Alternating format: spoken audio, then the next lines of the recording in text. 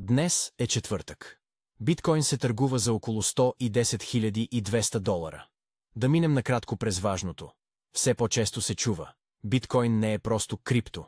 Има твърдо предлагане, различен начин на управление и вече борсови фондове върху него.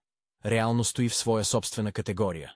И все пак, напоследък интересът към тези фондове е по-тих.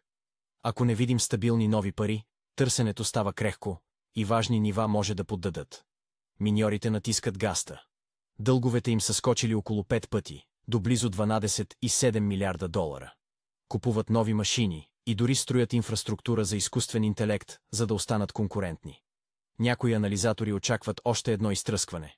Говори се за спад към около 104 000, преди трендът нагоре да се върне.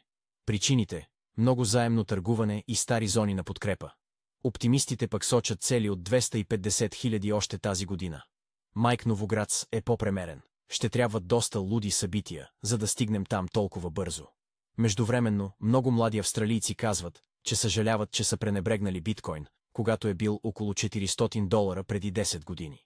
Смятат, че това е можело да им помогне да стигнат по-близо до собствен дом. Денят в света на крипто е активен, както винаги. Новини, трендове и регулации се борят за внимание и влияят на настроението на пазара. Отгоре на това напрежението между САЩ и Китай и натискът за нови мита от страна на Тръмп тежат на риска. Мнозина инвеститори избягват заемно търгуване, което охлажда импулса нагоре. Техническата картина е проста. Ако денят приключи под около 107 000, пътят към психологическите 100 000 се отваря.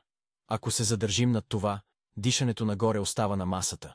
За финал, цената вече посети района около 106 000 и отскочи. Сега фокусът е върху петъчните данни за инфлацията. Те могат да раздвижат пазара рязко, и нагоре, и надолу. Ако ти е интересно, харесай видеото и последвай канала.